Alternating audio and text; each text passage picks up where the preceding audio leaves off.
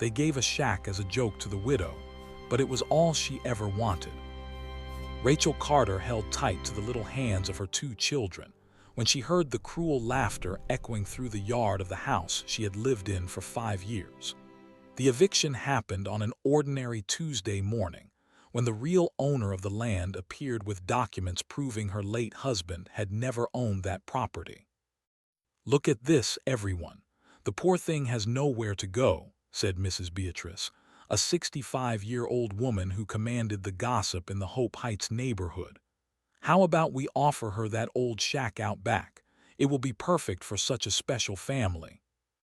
The other women laughed along, shaking their heads with false pity. Rachel swallowed her wounded pride and looked at Emma Grace, 4 years old, and Tommy, 6. The children stared fearfully at the crowd of neighbors who had gathered to watch their public humiliation. "Are you serious?" Rachel asked, her voice trembling more with hope than fear. "Of course, my dear," Mrs. Beatrice replied with a poisonous smile. "It's a very rustic structure. No running water, no electricity, but it has a roof, more or less." Rachel had no choice. With only $50 in her pocket and 2 children to protect, any shelter was better than sleeping on the street. She nodded, ignoring the laughter that intensified around her. The small procession headed to the back of the Harrison family's property, the wealthiest in the area. Rachel carried a bag with the children's clothes in one hand and held Emma Grace with the other. Tommy walked beside her, trying to be brave, like his father had taught him before he left in a work accident 8 months ago. When they reached the shack, even the children were taken aback. The wooden structure was visibly deteriorated, with several loose boards on the roof and a door hanging by just one hinge. Window frames without glass allowed the hot wind from the dry region of West Texas to enter freely. "There you go, here is your new mansion," Mrs. Beatrice announced. "I hope you are very happy here." "Mommy, are we going to live in this house?" Emma Grace asked quietly, squeezing the cloth doll her father had given her last Christmas. "Yes, we are, my dear," Rachel answered, trying to sound confident. "We'll figure out how to make it really nice." Alone with her children, she pushed the shack's door and entered what would be her new reality. The smell of mold and old wood filled her nostrils. The plank floor creaked under her feet, and small rays of sun came through the cracks in the roof. Emma Grace began to cry, and Tommy hugged his sister. "Don't cry, Emma," he said. "We'll fix everything up just right." Rachel felt tears burning her eyes, but she couldn't break down in front of her children. She was only 26, but life had already taught her that moments of weakness were luxuries a single mother could not afford. While examining the room, Rachel noticed a warped drawer in an old dresser pushed against the wall. Curious, she forced the drawer until she managed to open it. Inside, she found a bundle of letters yellowed with time, tied with a frayed piece of string. The first letter was addressed to "My dearest Helen" and signed with "All my love, D.C." The initials made her heart race. David Carter, the same name as her father. With trembling hands, she opened the first letter and began to read. "Helen, my love, our little house is almost ready. I built every board thinking of you and our future together. I know your family doesn't accept our love, but here we will be happy." Rachel sat down heavily on the dusty floor. Those were love letters from her father to her mother, Helen Carter. Letters that spoke of a cabin built with love and hope, the same cabin that was now being offered to her as a cruel joke. She read several more letters, discovering details of her parents, lives she had never known. Helen came from a wealthy family but had fallen in love with David, a humble laborer. They had married in secret and built that cabin as their first home. That first night, they all slept together on the living room floor, using their clothes as pillows. Rachel stayed awake the whole night, thinking about the letters and the mystery her life had become. During the cleaning on the second day, Emma Grace developed a persistent cough. The girl was clearly being affected by the cabin's dampness and dust. Tommy also began sneezing constantly. Mrs. Carter, a voice appeared at the cabin door. It was Sandra, a woman in her 40s who had always been kind. "It's hard, Sandra," Rachel admitted. "The children are getting sick and I don't know what to do anymore."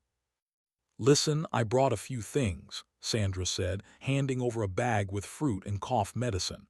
"And I wanted to tell you something. This cabin has a history." Sandra explained that decades ago, a young couple from different social classes had lived there. The wealthy family never accepted the marriage and forced them apart, separating them from their baby daughter. The Harrisons. Mrs. Beatrice is the matriarch. She was the one who most opposed the marriage back then. When Sandra left, Rachel returned to the letters with renewed urgency. She read each one several times, confirming her suspicions. Helen Carter was the daughter of Beatrice Harrison. Mrs. Beatrice, the woman who humiliated her daily, was her own grandmother. The discovery left her nauseated. For days she observed Mrs. Beatrice from afar, looking for physical similarities. She found several. The shape of the eyes, the line of the jaw, even certain gestures were startlingly alike. Mrs. Beatrice began regular visits of humiliation, always accompanied by friends, feigning concern while making spiteful comments about Rachel knowing her place in life. One afternoon, Rachel could no longer contain herself. "Why do you do this?" she asked Mrs. Beatrice directly. "What have I done to deserve so much hatred?" "My dear, I am helping you, teaching you humility. Some people are born to serve, others to command." Rachel felt her blood boil. Her grandmother was deliberately humiliating her, knowing exactly who she was. The cruelty was revenge. That night, Rachel swallowed her pride and went to knock on the door of the big Harrison house, asking for work. Mrs. Beatrice smiled maliciously and told her to come back at 5 in the morning. The work routine proved even more humiliating than the public visits. Mrs. Beatrice found creative ways to torture Rachel, making her clean the same spot multiple times, complaining about non-existent details, paying less than agreed upon. During the following weeks, Rachel worked from sunup to sundown. The money was barely enough to buy basic food for the children. Emma Grace continued coughing, and Tommy had visibly lost weight. It was during an especially difficult afternoon, while cleaning the main living room, that Rachel accidentally knocked over a silver frame. The photo showed a young, beautiful woman standing in front of the cabin holding a baby in her arms, smiling radiantly. Rachel immediately recognized her own face in that woman. It was Helen, her mother, and the baby was herself. "What are you doing?" Mrs. Beatrice's furious voice startled her. For a moment, grandmother and granddaughter stared at each other in absolute silence. Mrs. Beatrice saw the photo in Rachel's hands, and her face visibly paled. "It's my mother, isn't it?" Rachel asked quietly. "Give me that photo right now." "It's Helen Carter, my mother, and you are—" "I am nothing to you," Mrs. Beatrice shouted, snatching the photograph. "Get out of my house right now." "I'll leave," Rachel said, "but I won't stop looking for the truth." The next morning, Rachel went to see Mrs. Dorothy, an 80-year-old woman who had lived there for over 50 years.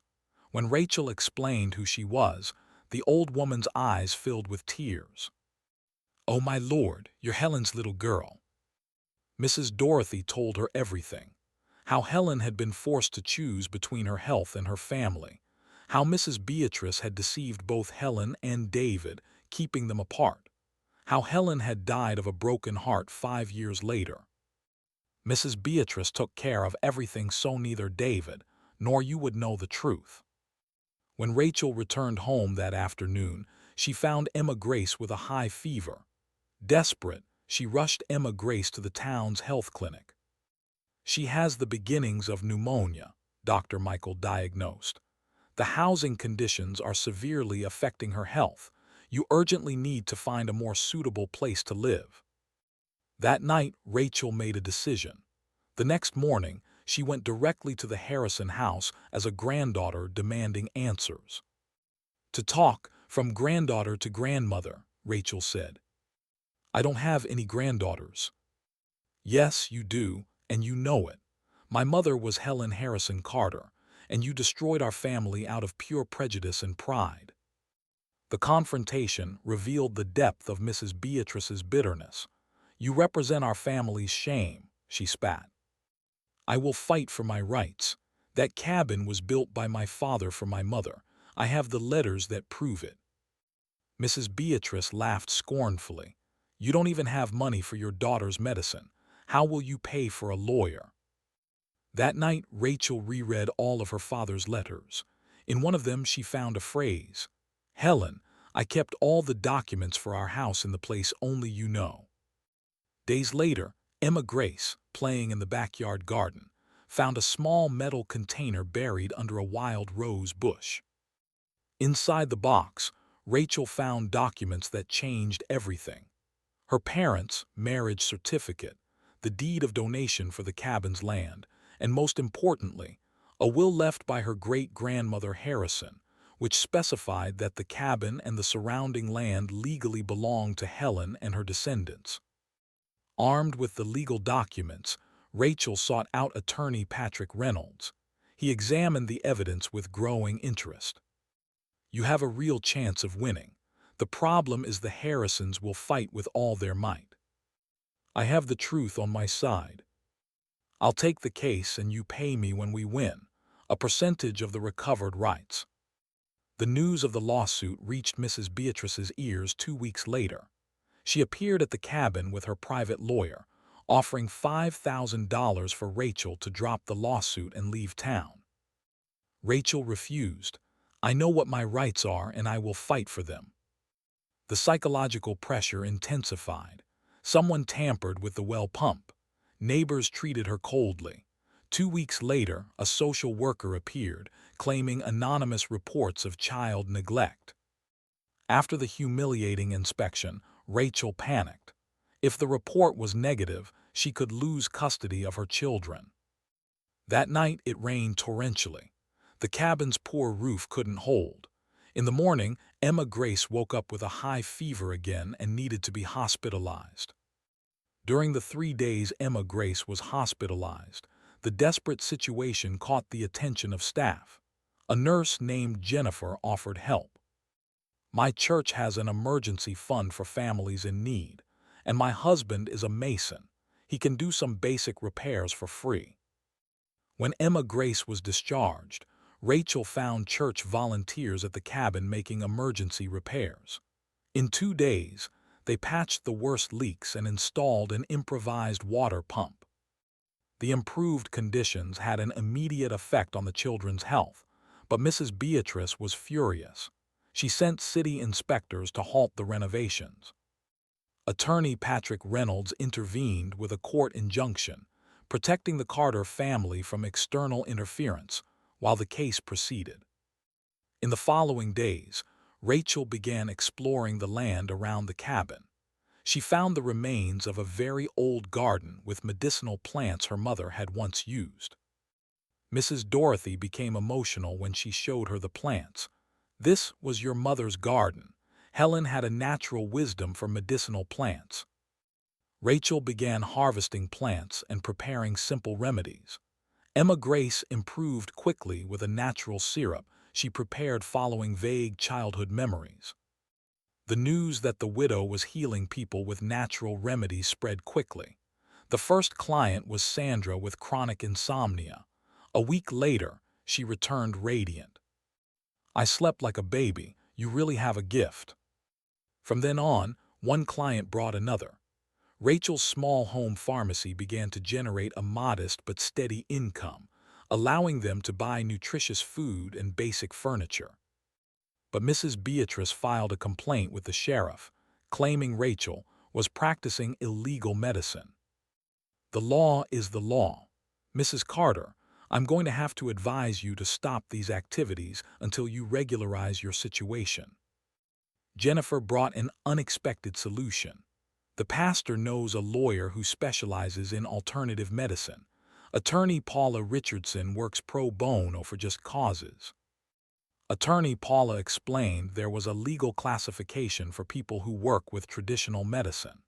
In 2 weeks, she had completely regularized Rachel's situation as a traditional medicine therapist.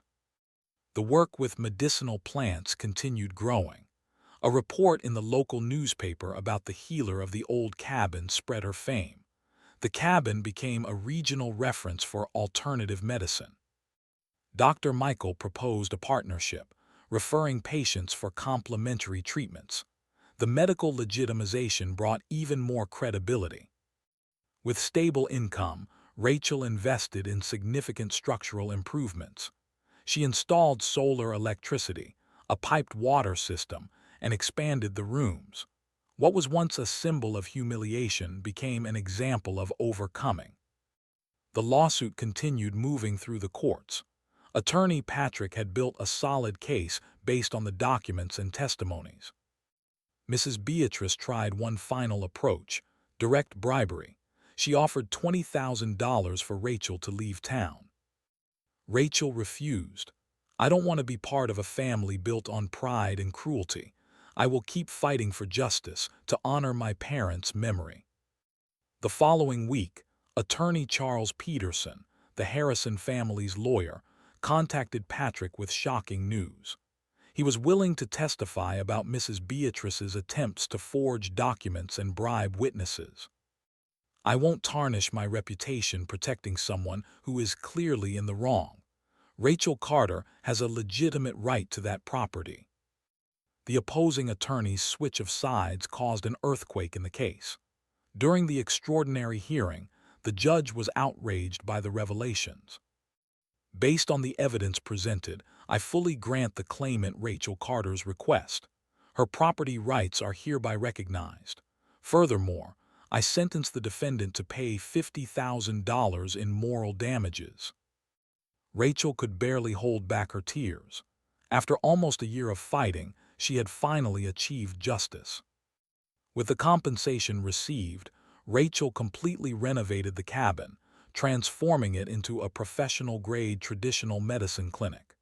She created free care programs, offered scholarships, and established a community pharmacy. 2 years after the legal victory, the state university invited her to participate in a research project on traditional medicine. The partnership brought an academic dimension to Rachel's work. The clinic became a teaching and research center. 3 years after the legal victory, something unexpected happened. Dr. Michael called about Mrs. Beatrice, who was hospitalized with severe respiratory problems the doctors couldn't diagnose. The family is desperate, willing to accept anything that might save her life. At the hospital, Rachel found Mrs. Beatrice visibly weakened. "Why did you come?" Mrs. Beatrice whispered. "Because it's the right thing to do, regardless of the past. I don't deserve your help. Everyone deserves a chance to heal." Rachel prepared a specific treatment combining medicinal plants. Within a week, Mrs. Beatrice recovered remarkably. On the day she was discharged, Mrs. Beatrice asked Rachel to accompany her home. She showed Rachel her mother's preserved room with all Helen's belongings. "I could never bring myself to change anything." Rachel found a cloth doll Helen had made while pregnant. "May I take it for Emma Grace?" Of course, Helen would like her granddaughter to play with it. In the following weeks, the relationship between Rachel and Mrs. Beatrice gradually changed. It wasn't instant love, but it was a beginning of reconciliation based on mutual respect. Mrs. Beatrice began visiting the clinic regularly as a grandmother interested in her granddaughter's work. Emma Grace and Tommy gradually grew accustomed to their great-grandmother's presence. 5 years after receiving the cabin as a cruel joke, Rachel prepared a special party for Emma Grace's 9th birthday in the clinic's flourishing gardens. During the party, Dr. Margaret from the university announced they wanted to create a regional headquarters for traditional medicine at the clinic. "I accept," Rachel said, "but on one condition. I want part of the program dedicated to training people from underprivileged communities." Mrs. Beatrice approached with eyes shining with pride. Helen would be so proud of you. That night, Rachel sat on the porch reflecting on her extraordinary journey. The old cabin offered as a joke had become exactly what she had always wanted: a home full of love, work with purpose, a life with dignity. She stopped in front of a rose bush that had sprouted where she'd found her father's letters. "Thank you, Mom," she whispered, "for leaving this place to me." Years later, when students visited the clinic, they would hear the story of the woman who turned the greatest humiliation of her life into her greatest victory. When they asked the secret for such a transformation, Rachel would answer, "The secret is to never stop believing that tomorrow can be better than today. And when you receive an opportunity, even if disguised as humiliation, to grab it with all your strength and turn it into something beautiful." The old shack she received as a joke was, after all, everything she ever wanted: a place to start over, grow, and flourish.